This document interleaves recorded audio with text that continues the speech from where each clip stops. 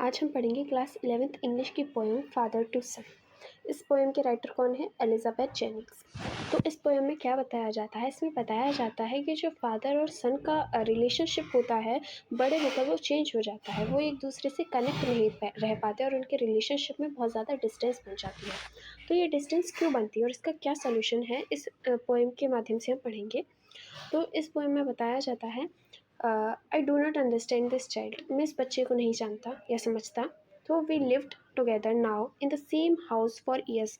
जबकि हम दोनों एक साथ एक ही घर में बहुत सालों से रह रहे हैं। I know nothing of him. फिर भी मैं उसके बारे में कुछ नहीं जानता। So try to build up a relationship from now. मैं कई बार कोशिश करता हूँ वही रिलेशनशिप बिल्ड करने की जो हमारे बीच में बचपन में हुआ करती थी। When he was small, yet I have killed. मुझे लगता है कि उस रिलेशनशिप को मैंने ख़त्म कर दिया है। द सीड आई स्पेंट और सोन इट वेयर। और वो अपने बच्चे से अपना सीड कहता है, क्योंकि वो कहता है कि ये सीड मेरा था, जिसे और इसे मैंने बोया था, जिसे मैंने अब ख़त्म कर दिया है।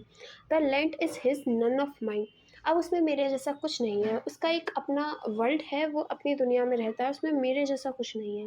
We speak like strangers. हम एक दूसरे से स्ट्रेंजर्स की तरह बात करते हैं, जैसे हम एक दूसरे को जानते ही नहीं हो। There is no sign of understanding in the air. हमारे आसपास एक दूसरे को समझने वाली कोई भी साइन ऐसा नहीं है कि हमें लगता हो कि हम एक दूसरे को समझ रहे हैं। The child is built to my design. वो बच्चा मेरा है, वो बिल्कुल उसमें सारी कैरेक्टरिस्टिक्स मेरे जैसी हैं। Yet what he loves I can not share. लेकिन फिर भी जो उसे पसंद है, जिससे वो प्यार करता है, मैं उसे उसके साथ शेयर नहीं कर सकता। Silence around us. हमारे आसपास शांति है। I would have prodigal him returning to his father's house. मैं चाहता हूँ कि वो फिर से मेरी दुनिया में वापस आ जाए, अपने फादर के घर पे वापस आ जाए, जिस घर में वो पहले रहा करता था या जिस घर को पहले वो जानता था। Rather than see him make and move his world. मैं नहीं चाहता कि वो मुझसे दूर जाए और अपनी एक अलग दुनिया बनाए। I would forgive him too. मैं उसे माफ़ कर दूंगा। Shaping from sorrow a new love.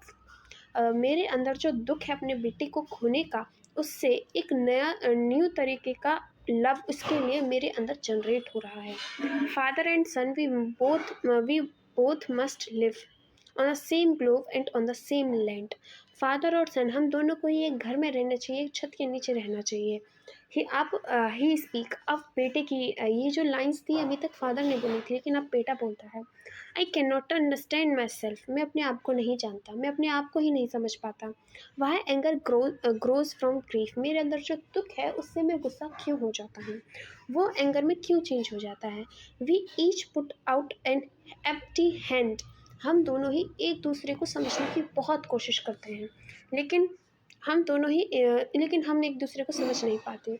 Longing for something to forgive. हम चाहते हैं कि हम एक दूसरे को माफ़ करें और फिर से एक हो, लेकिन ऐसा नहीं हो पाता है। तो इस सब में कोई सॉल्यूशन तो निकल नहीं पाया, लेकिन इस पोएम में हमें बताया गया था कि फादर और सन के रिलेशनशिप में क्या होता है जब वो बड़े हो जाते हैं। तो thank you, like and subscribe my channel.